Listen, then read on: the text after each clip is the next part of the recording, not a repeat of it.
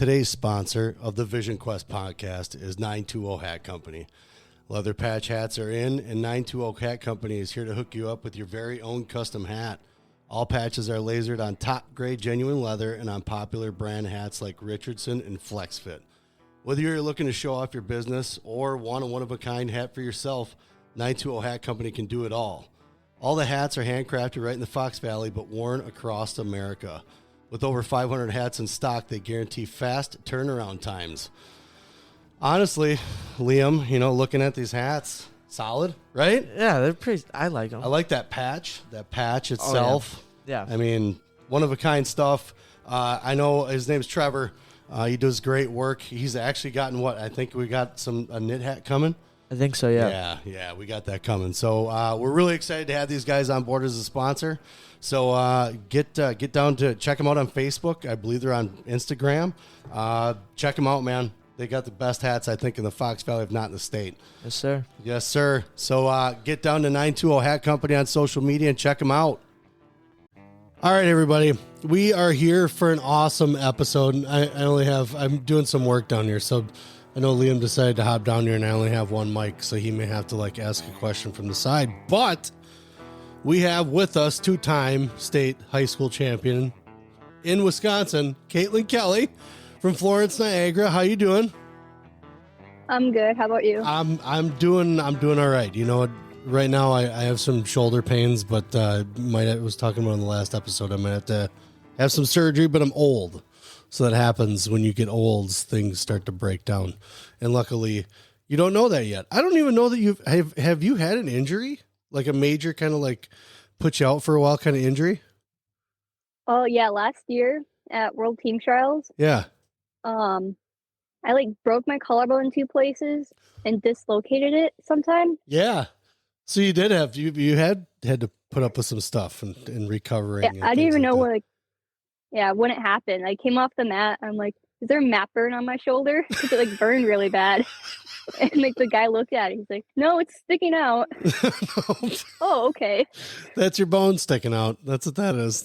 So we're going to start from the beginning like we do with everybody, where your competition days started. I know you didn't start at, 4, 5 and because of where you're from. So to I'll explain a little bit about where you're from, Florence, Niagara area. Very small, maybe some areas people in the area, our area know about it, hunting, a lot of hunting up there. It's kind of a hunter's haven when it comes to gun deer season, but you guys, there's a lot of different schools that had to join together for sports. I mean, was that as far as just starting out in sports in general, what were you looking at as far as options when you were little?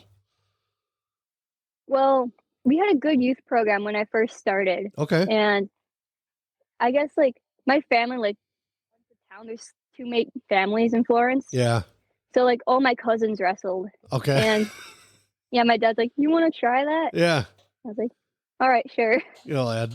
So with that being said, you guys, and I know Liam had been up there a couple times and wrestled with some of the Florence kids, with the team, things like that, with the clubs that you had and the availability and the things that you guys were doing as far as, was wrestling the first choice that you were thrown at, or were you doing other sports beforehand and then it just kind of came up? Yeah. Up until 4th grade, wrestling was just winter time, Sure. Then soccer in the summer and things like that. Yeah. Then once I hit 4th grade, I think we started traveling more for practice. Okay. We started going to Crivets for practice. And that's when I started to really jump and fall more in love with the sport. I started dropping soccer, softball, and just focused on wrestling from there. Okay. When was your first time on a mat that you remember? How old were you when you first jumped on the mat? I was 4. You were 4. Okay. Yeah. So like I said, it's strange up there just because of how spread out things can be. Like Kingsford, I don't think Kingsford has their program anymore, correct? They still do. It's not as big as it used to be. Okay. Wrestling's kind of fading out up here. A little bit sad, but yeah. Yeah. Well, in just because I know that there was some talk for a little bit as far as a couple programs up there, but with what you had so like just to kind of explain some of the youth programs that are up there, it's just like any other youth program. I think it's through the rec departments up there, unless it is run through the schools. I can't remember. I had to ask a couple guys different questions up there, but because it's so spread out, and you guys did have, really good, strong core programs. And actually some of those guys were getting a little upset that people were having, like, you had upper levels, and then you had, then you had people going to Asker a little bit. So I know some of the local guys were getting a little upset about that, which is fine. I mean, they're trying to keep things within what they have, and they've built something. So they're trying to keep building it. But so you guys had to spread out a little bit with your youth program, and what was the success like for you? Did your dad kind of realize that you were better than usual, and that's why you had to really start traveling for these things? Or was it because that you decided it was something that you really wanted to focus on? Where you have a great support system, and where were they at it with you? Were like, hey, we think you're great at this. We're going to start taking you to AWA or upper level. What was kind of the conversation when you started kind of dedicating yourself? They never really pushed me. Okay. They kind of let me choose like what to do. Yeah. So like I chose to go to all these places. I asked them to take me. They didn't want to like push it onto me. So like if they pushed me so hard, I would lose love. But yeah, they just like let me freely choose when to go, when I want to go. Yeah. And yeah. Yeah. Well, and it seems like now being around your brother, with Brace and stuff like that, and watching him wrestling, your dad has always been really supportive. I've never seen him be the guy that was, oh my God, I can't believe this is going on, or anything like that. He's a pretty quiet guy. So but I'd always see him excited with you guys. So I knew there was some kind of drive, and he loves the sport too. So with that being said, a lot of what you do is for you then, and they allow that to be for you. What, I guess, lack of a better question, what makes you so dominant then? Like where did you find yourself when you finally kind of like, yeah, this is what I want to do? Where did that hit you? What kind of tournament were you at? Was it a practice or talking to a coach? Like, when did you feel like this is like my thing? I'm not sure, like, if you guys are aware of Caitlyn McFadden and Yes. Ella Schmidt. Yes. So I was down in Iowa, and I had to wrestle those two. Yep. And I'm like, oh, great. Here comes last place. All right. So I wrestled, and I only lost by 1 point. I'm like, all right, maybe we have something going. Yeah. Next match, I wrestled Kelley. I'm like, all right, pin. But I ended up beating her. And I started thinking, like, all right, maybe I have something going here. Yeah. So that's when it really, like, clicked. Like, maybe I can be good at this. Yeah. It's like, I can beat these good people. Yep. Yep. So, So like, you already had the mentality. The confidence was really starting to build, and you were seeing the progress and the hard work that you're putting in.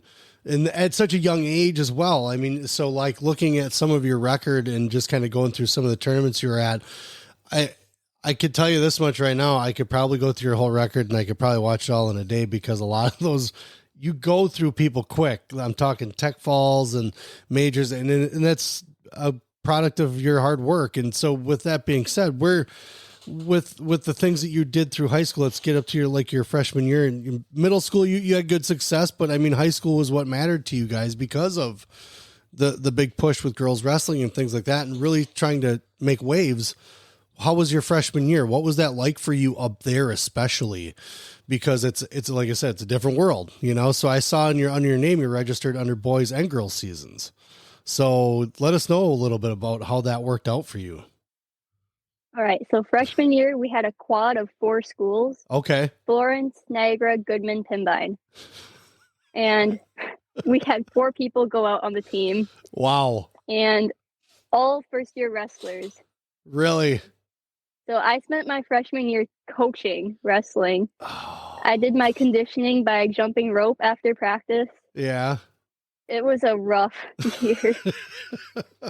So, it's just so small. Like there's just it's crazy small. The demographics, I would say, like, even if you guys had a couple more thousand kids or something, it probably still wind up being the same, because a lot of everything up there is basketball and football. For sure. It's your, again, excuse for lack of a better term, it's your generic sports that you think everybody will go out for. So, because it's funny that you mentioned soccer, because that was really the only other thing you guys had up there for popular sports. Yep. Was that. Otherwise, you guys had curling and some other stuff. I think, I don't know what else. Just the weird, the weird northern sports. So your freshman year was a little tough. It was helping others, which I'm sure they're grateful for, because by that point you were bringing a lot of knowledge as far as just the clubs and the little things that you'd been doing already. That's huge for a school. Mm-hmm. So you got through that season. How did that high school season competition wise go for you? Was that a struggle? How was that? I ended up making it to sectionals in boys. Okay. Which was in D2, because like the 4 schools bumped us up to D2. Yeah. And it was pretty funny seeing Florence with Wrightstown and Luxembourg, Two Rivers, all these big schools, and here I was. I didn't do so hot at sectionals. I was super sick the week leading up to it. Okay. And I just went out and tried. Yep. So with that, yeah. Now when you guys, what year was COVID for you? That was the year after, correct? Your sophomore year, after your sophomore year? That was my freshman year when it hit. Oh, that's right. See, I try to forget COVID. That was horrible. So when you got into your sophomore year, were there any, as far as any kind of, new numbers, maybe, some friends are starting to hit the, the practice room. Did you notice any changes in the wrestling room at all? We had 4 people again. Okay. No one from Goodman Pembine, 2 from Niagara. Okay. And then 2 from Florence. 3 of them were first year wrestlers again. Yeah. And they didn't really like to practice, but we couldn't kick them off the team because we needed the numbers. You needed them, yeah. So we were like kind of lost in how to get them to practice, but yeah, like not punish them, I guess, because we still needed them. Yep. I don't remember what I did for practice. No, not that year. So were you mostly coaching? Were you just at your high school practices though? Were you doing any outside practices in the meantime, even like in your freshman year? Not my freshman or sophomore year. It was mostly my senior year, like this year, when I started doing stuff after practice, traveling afterwards. Okay. That was mostly because I didn't have my license yet, so I couldn't really drive myself anywhere. It's very true. Very true. It's hard to get around when you don't have a driver's license. Were you at any point getting any kind of, like, especially in your beginning of your high school career, getting any of the national experience? Going to any type of Tulsas or anything like that? Were you doing any of that? Yeah, I went to Texas and I ended up taking 4th my freshman year. Okay. I beat Ella Schmidt. Yep. Which was a pretty cool accomplishment. Yep. Made it to the semis. Then lost against Paige Morales, who's a stud. Yep. And took 4th. Ended up taking 4th. Nice. Okay. Well, but once you got onto that national scene, was that also, I mean, especially with just some of the matches that you had and the accomplishments with the matches, were you seeing a little more progress and knowing that, okay, now I'm really getting excited for high school because I can probably do some big things? Then, coming in your sophomore year, like you said, it was kind of the same game, but again, you're dealing with such a different dynamic as far as demographics and practices, practice partners, coaches. I mean, a lot of the guys up there try to do the best they can because a lot of those guys came up through the youth program and, wrestling at the high school if they did, or things like that. But it's such limited knowledge and limited access to certain things I don't want to, as far as how the area is, it's hard for those guys to get camps up there and to get the needed things that it would be to, like, I guess, quote unquote, build a program. So they do what they can with what they have, and they do pretty good. I mean, there's some tough kids that come out of, the Crivets areas and stuff like that. So they do well with what they have. And so your junior year, it's a pretty exciting year, right? Because your junior year, you guys finally get a state tournament, right? Yeah, junior year made the biggest difference. We had a family from Princeton move up, Sophia Wagner. Okay. She moved to Florence, and that was a game changer. I finally had a practice partner, someone who knew how to wrestle. Yeah. And her brother, Caleb Krause. And especially like Dave Krause, their dad. Yep. He helped out coach, and it made the biggest difference. Finally able to, like, wrestle in practice. Right. Not coach. Yeah, that helped so much. Yeah. So were those guys able to, I mean, your junior year, was there a difference in numbers now that, I mean, with just the little things that were happening, were there more maybe guys starting to come out and a few more girls kind of in the areas doing things?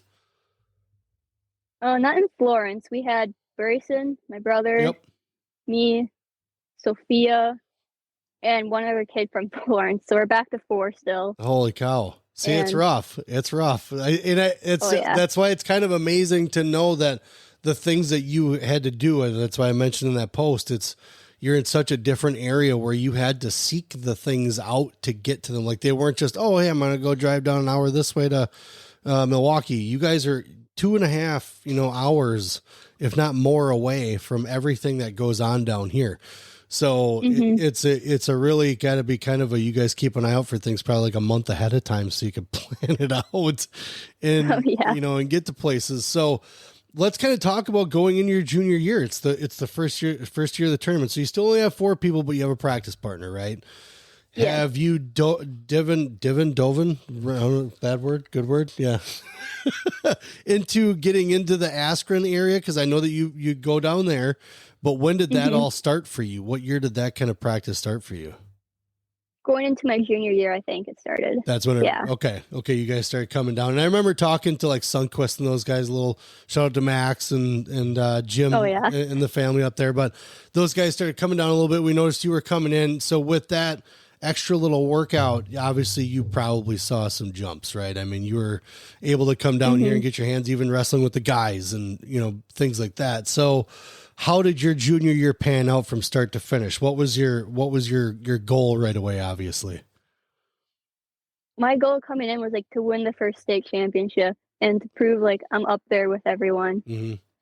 And going to Askren definitely helped get me there with the little tweaks and technique. And I could bring that back to Florence and work it with Sophia.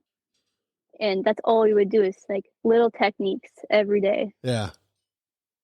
Yeah. So you're kind of like a pioneer up there for girls wrestling. I mean, because there's only so many there. And so when we were watching that first state tournament, kind of watching what was going on, seeing how it was different. It wasn't in the same arena and things like that, where you're just kind of like, man, it's awesome. It's cool that it's here, but it just doesn't taste right. It's just, seems odd. And obviously we, right after the tournament, you heard the conversations about needs to be a Cole Center. We need to get this going kind of thing. But how let's talk about just you getting up to the postseason here. Where were you at in your junior year, kind of going into, sectionals, things like that? How did that work out for you up there to kind of get qualified for state? Well, in my junior year, is that what you're talking about? Yep. Your junior year. Yep. Every girl qualified for state that year. So okay. Yep. It was just a go. It was just a go. And yep. When you guys got there though, is because as far as qualifying and things like that, when you guys got there, was there a different vibe of, because you guys have been doing all kinds of different competitions, like you mentioned, you've been down to Texas and, possibly done a couple other things in between then. What was that vibe like just going into that first state tournament though? Was there a lot of talk? Was there a lot of, buzz? Like how was everybody taking it as far as the event itself leading up to it? I think there was a lot of talk about it. Like, here it is, the first one ever. Yeah. How is it going to turn out? Is there probably not going to be any girls there because the first one? Yeah. And I'm pretty sure like not a lot of people was like a low income expecting, but instead it was like a huge income, and like girls maxed out on matches during that tournament. Really? They finished their bracket. They tied for 5th, 6th because they couldn't wrestle that match. Oh. Like my bracket was a 32-man bracket. Yeah. Yeah. Like these are big brackets. And it was still pretty cool. Like we got to do wrestling on the stage, had bio sheets and everything. Yep. Yeah, I remember that. Was pretty cool. Yeah. And the interviews after. Exactly. And that was I noticed that was kind of the biggest thing for me, is the recognition of, and just like they do with the boys, the recognition of each state champion, things like that. And then watching, when you won and just kind of watching your reaction, it's nice to be able to see you guys be able to take that in, to get that recognition. Like you said, it's that first time you guys are making state history. And I'll always say this till I die. It's unfortunate that it has to be in folk style. I wish you guys were doing freestyle. Oh yeah. But baby steps, and we know what we're dealing with, right? So we kind of take what we can and roll with it. But the excitement was there, and actually, I don't even think my wife knew that you were in the tournament, and she also saw someone announce for Florence, Niagara, and she almost lost her mind, and she's like, "Oh my God, Niagara's gonna have a state champion! This is crazy!" But so that's kind of what got us really rolling into watching you guys. So we really paid attention the year after and kind of watched the progression, and we'll talk to you about it. So your senior year is going to be, because I think it was just before the year started, they announced that the girls were going to have their time at the Cole Center. So now you got that, right? So you got one under your belt, the first girls state championship, right? And especially the first one for your school, first one for the area, a lot of firsts, right? So you still got one big one to go. What was that? Your senior season must have been a little bit different because, like I said, I noticed you're registered for boys and girls. So how was that particular season for you? Because we're talking about differences in development, with as far as girls and boys and stuff. So how was that for you, your whole entire senior season leading up to that state tournament? So I started the season and I'm like, oh God, this is going to be very high pressure season. Yeah. Right. Able to come back to back. And I came in, my practice partner, Sophie, got like really bad hip problems coming into the season. Okay. So I ended up having to practice with freshmen, Caleb Krause and Cole Chico, who are wild. Like they can't focus on one thing for more than 10 seconds. And us boys, I tell you what. That was a crazy start of the season. Yeah. So then the weather up here, holy smokes. Yeah. It was crazy weather. Tournaments canceled. Yep. And you guys probably still have snow, right? What? You guys probably still have snow, right? It just melted. It just melted. A little bit ago. Right on. Yep. So, but crazy weather. Practices were kind of scatterbrained. Tournaments getting canceled. Yeah, but I still had like, the aspirations on Sunday, so that like helped a lot. Yeah, it kept you kind of in line and focused. Yeah. Yeah. So, yeah, I also got like a little tiring because I was also took on the role of coaching the youth team. Oh man. So like the days got kind of long after a while. You wake up at 5:30, do your lift. Yeah. Wrestling practice, then coach youth practice. Oh my God. And you're how old doing this? 17? 18. 18 doing okay. 18. So you're taking on some responsibility, and kudos to you on that, because again, up there resources are so limited, so it's good to have guys like you or and Brayson and all those guys up there to be able to help those kids, because I'm excited to hopefully see the future come up a little bit more up there as far as wrestling goes. But so going into the state tournament, what were your, so I'm still confused, and I'm sure people will laugh at me for it. I still get confused on how some of your regionals and sectionals work up there, because you guys do a super regional, right? Yeah. Was that this year? Did they not do that? Was that super regional this year? Mm-hmm. Okay. How did that go? What was the mix of schools that you guys had in that? So the regional, I didn't wrestle at regional because I'm a girl. Okay. Girls only wrestle at sectionals, but the regionals, I guess up here didn't make too much of a difference because the teams are so small. Yeah. So I think it was like Crivets and Lena were added. Okay. To it. Yep. That was probably all pins and texts for you in that tournament. As far as when you guys go into, were your sectionals at the same time as the boys then? Mm-hmm. So they did same location too. It was all in the same spot.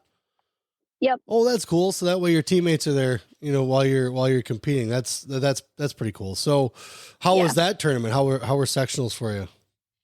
I had one match against a girl from Appleton. Fantastic. I was going into the tournament with 4 girls in my bracket. Yeah. And they all bumped weight classes on the last day. They ran from you? Come on.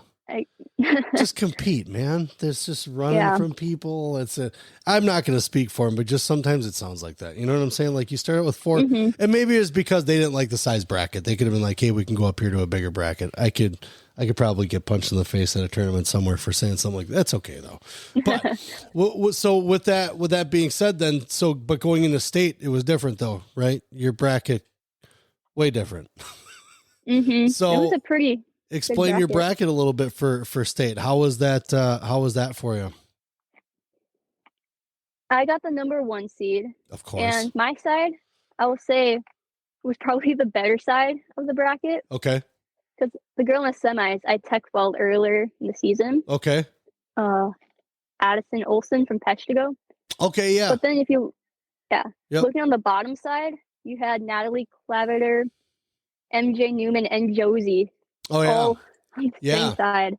It's pretty deep either way. I mean, it's some pretty decent competition in the whole thing. So who were was your finals match against MJ? I think it was MJ, right? Mm-hmm. Yep. And I watched it, and honestly, that's kind of why I asked you, how are you so dominant? Like, what is your focus? What is your drive? Like when you go to wrestle, like when you before a match, what are you thinking? Do you think about the match? Do you pre-plan? Like, how do you do things before you go wrestle? So recently I've tried to change my mindset, like going to state. I have to like relax myself more. Okay. So like I was playing Gangster's Paradise in my head before that match over and over. That's a particularly interesting selection for your pre-match is Gangster's Paradise. So let's ask about that a little bit here. How did Gangster's Paradise come up? Where did that drive you to be like, this is the song I'm listening to, like, especially before your state championship match? Lifting in Jim Sundquist's basement. He would play Gangster's Paradise. Oh, Max and Jim. I gotta shout out to those guys one more time. So that was the start of that, and that's your pump up song. Is that still your pump up song? Oh man, that's awesome. So with the mindset that you have, and now you, like we talked about your injury a little bit, when you deal with like what were some other setbacks? Were you having some issues maybe in any of the competition years that you had from middle school, high school? Were there certain things that you had to deal with in obstacles like in your brain and just whatever you're thinking about each match or thinking too much about it? What type of obstacles have you kind of overcome? Just getting to where you're at, and we'll talk a little bit as far as getting into Stevens Point and things like that. But what were some of the things you had to deal with coming up, going through high school? Yeah, so like in middle school, I started going to upper level. Yep. And I kind of made the jump in the state and stuff because I was like ahead of other girls. Yep. Then I hit high school and like later high school. These other girls can now go to like clubs 5 minutes away. Yeah. And 5 days a week. And they started like advancing more than me. Mm-hmm. And it was like a mental setback knowing like, geez, this girl can have practice 5 days a week right at our fingertips. Yeah. And there's no way I can make 2.5 hours 5 days a week. Right. And so it's like, what can I do to give myself like the heads up while they can have it at their fingertips? So like what I did was contact some other wrestlers like in the conference. Yep. Like say like Mason D-Wing. Mm-hmm. And after like our high school practices, I would drive down to Crandon. Okay. And like wrestle with him for an hour and a half. It's like an hour drive, like, Crandon, right? Something like that? Yeah. Yeah. Much closer. Yeah. So like I started contacting people around me, see if they want to push extra. And that's helped a lot. Well, and you've had your hands on quite a few different partners and obviously knowing your area. So you were smart enough to, put a kind of a group together to get things going and keep things going. And that's proactive and that's huge. I mean, that's a mentality of knowing that you're dealing with an adversity like a demographic and pushing your way through it. So I think that's admirable to be able to have the chutzpah put something together like that and keep it going. And plus, like I said, the knowledge that you have, you can take that up there and hopefully pass that on to, maybe hopefully more girls programs that pop up there, because it sounds like it's becoming a little bit bigger as we go along up there. So So you get your chance at the Kohl Center, and you beat MJ. I watched a little bit, like I said that, and listen, you're like, yeah, buddy, running to the corners, slapping hands, and you went over. I think you gave someone a hug over on the side of the mat, stuff like that. So how big was that for you, knowing that, number one, you got one of the first state championships ever, girls, and now you were one of the first ones to ever do it in the Kohl Center. So how big was that, and how excited were you, especially at the end? You were done and you're finally able to just kind of take it in. What was that like for you? Well, I'm going to start like going into the tournament. Yeah. So stress was like all the way up. I was losing like too much weight because I was so stressed. Yeah. I couldn't put weight on. So I was like walking around like 8-9 pounds under. And so Friday comes. I'm shaking before my match. I have to calm down. Yeah. And I just go pin these girls right away on and off the mat. Yep. And so then it was Friday. Now we're on Friday. Yep. And I was so nervous throughout the day. I was not used to like 3-day tournaments. Yeah. Yeah. And having to sit around all day. And I was driving people crazy. I kept on talking. I had to get my mind off wrestling. And everyone I was around like, shut up, you're making me go crazy. And I was warming up for my semis against Addison, and Nasa Bianchi's like, Caitlyn, calm down. I was pacing, I couldn't sit still. She's like, you need to calm down. Yeah, right. You might burn up all your energy. Yeah. So did you wind up finding that space to kind of bring yourself down a little bit? Yeah. Play some Gangster's Paradise on my headphones. There you go. That's I should have made that the song that we started this out with, the episode out with. If I known that, I could have just put a clip on there. That's great. That's fantastic. So you get a little Gangster's Paradise on, you're getting ready for your next match, and easy peasy lemon squeezy. Was it just like that for you after you calm down? Yeah. Yeah. Like once I step on everything, like I'm ready. Yeah. I know I'm ready. And I don't even like think anymore. I guess like it flows. So you've gotten to that. You found that spot where once you can get that area where you get on the mat and it's like it doesn't even. You're just kind of, it's water. You're just kind of doing what feels right the whole time. Were you able to? And we talk about this quite a bit because girls mature at different times than guys. So were you able to find that, I guess, at a time that you needed it? Like in the middle of the moment kind of thing? Or was that something where you were off to the side one day and you're like, yeah, this is it right here. I just need to keep doing this kind of thing. Like when do you find that kind of zen to just kind of be able to just knowing when you go out on the mat and you just step out there and it's just boom, I just do. It was actually this year when I first experienced it. Yeah. So I just lost against Lily Becker, and it's my first loss all season, all last season. That's what I saw too. Yeah. Yeah. Okay. So I like that and I reevaluated everything. Like, all right, maybe I'm not working hard enough for one. I need to push myself more. Mm-hmm. So I'm like, maybe I'm going to start wrestling more boys, just so I can like start flowing more, see if that works. Mm-hmm. And it was my third match against boys, a kid from Crandon. And I just started like flowing. I'm like, this is different. I'm not thinking. Yeah.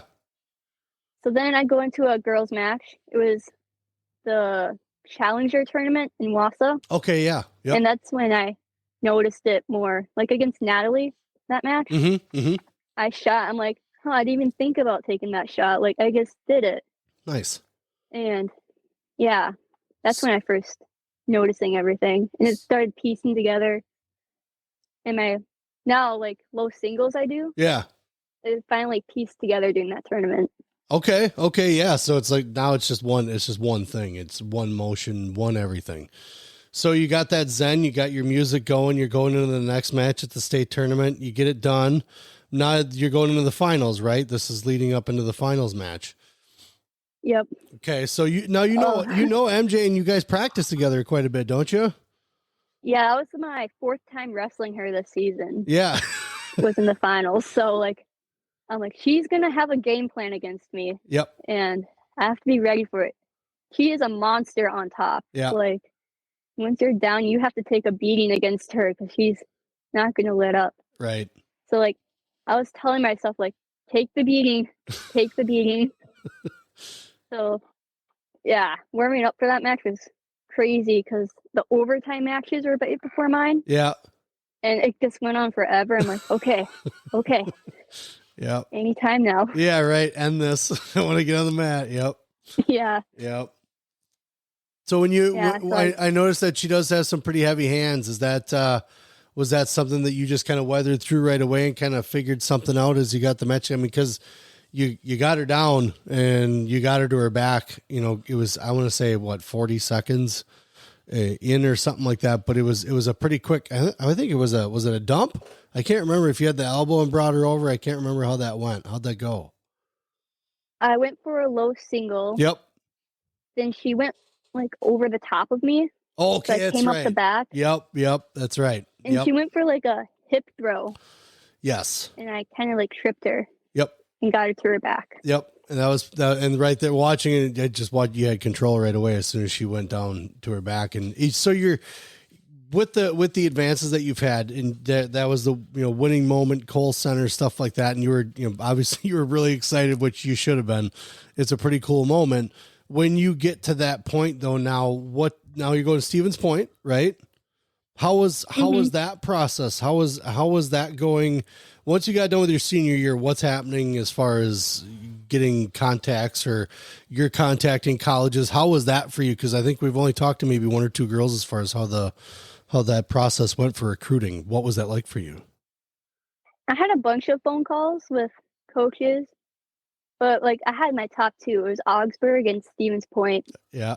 And I went to Augsburg. I've been in their room. Yep. And I like loved it there. Okay. And I loved the coaching. Yep. But the thing that held me back was it's in the middle of a city, Minneapolis. You don't like that? I don't know like how I could fit in a city. Florence is a population of 300. What do you mean you'd fit right in? Come on. Oh yeah. Yeah, right. It is different. It's a culture shock. You know, it was just different. I lived in Oshkosh, you know, almost all my life, and then I moved down to Milwaukee for a while. And Oshkosh isn't by any means small, but going to Milwaukee was like, nope, I'm good. I don't need to be down here. So I totally get where you're coming from.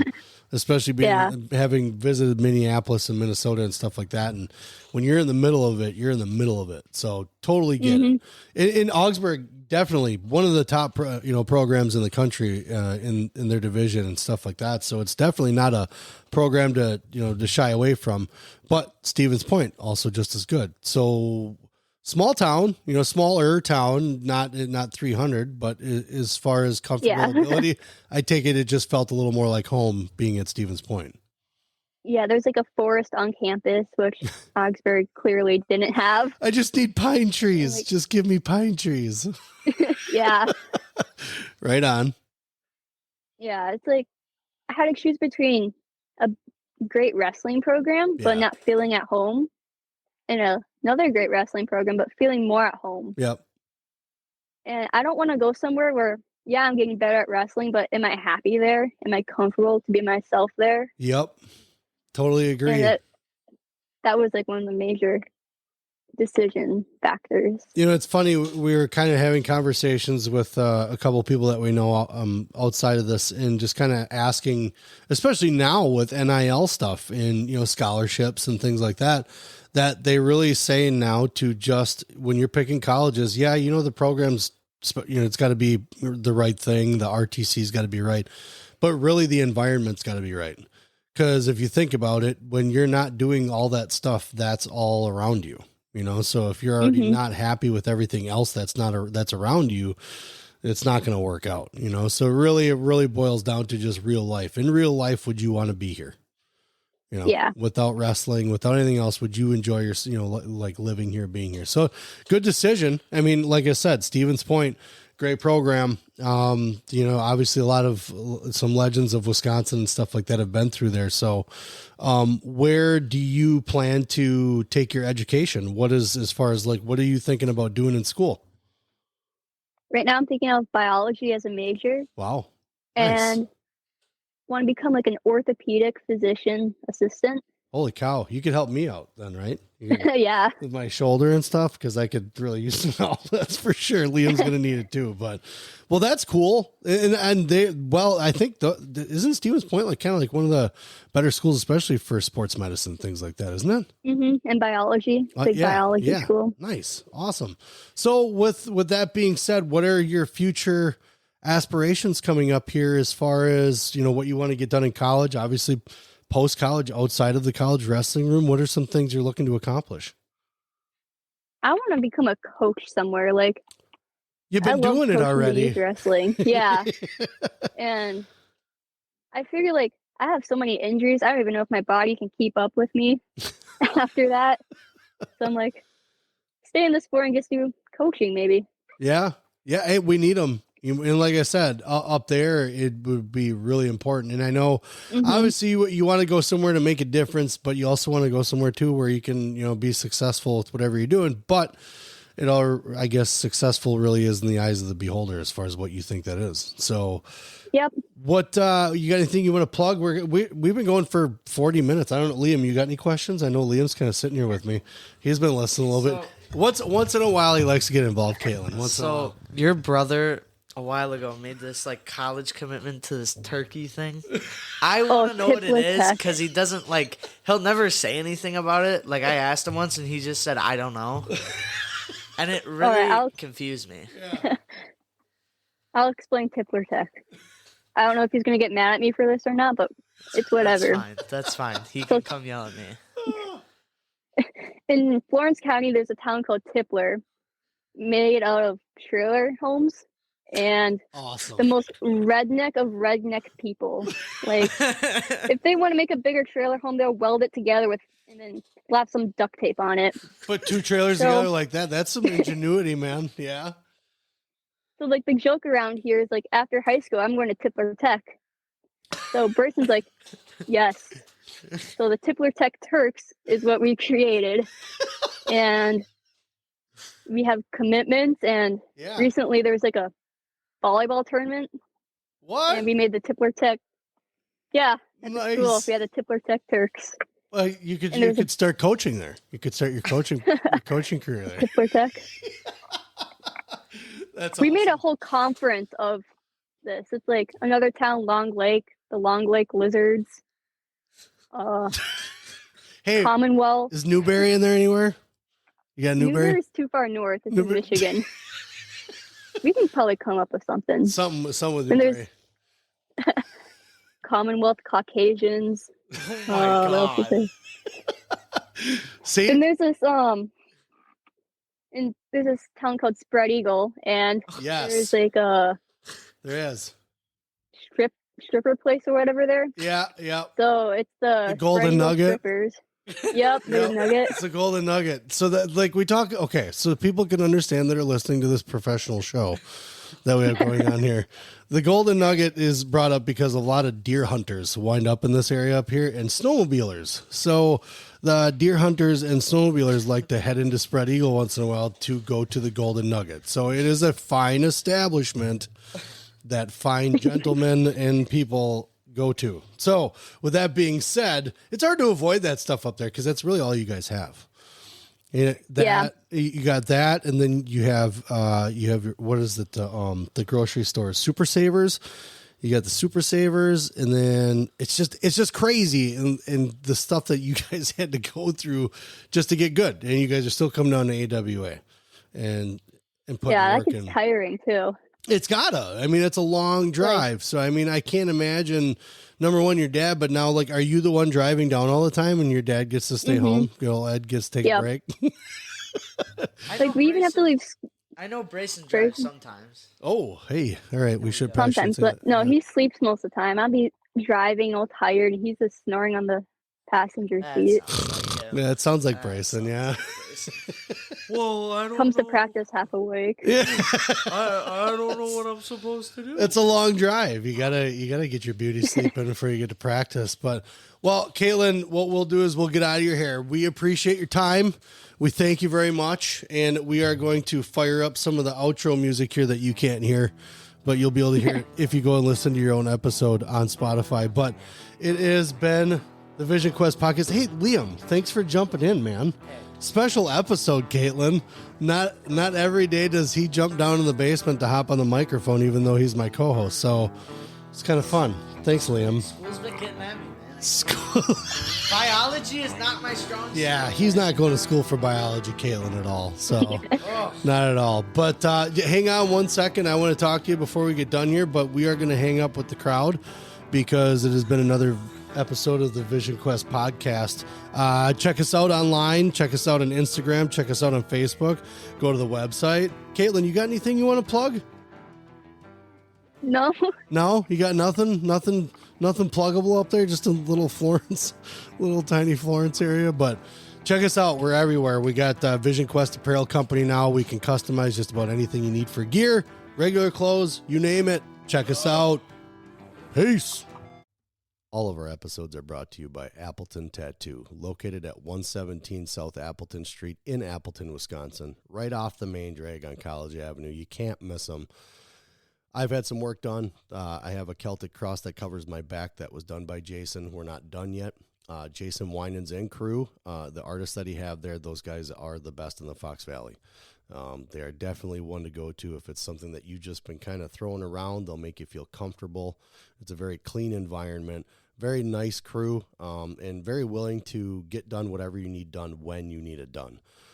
You can message them on Facebook. I know they're on Facebook. You can give them a call at 920-604-8289 and get in touch with Jason Winans and crew at Appleton Tattoo, located again in Appleton, Wisconsin at 117 South Appleton Street, right in Appleton. Very flexible hours, great crew, clean environment again. I would not send you anywhere else except for these guys. Appleton Tattoo.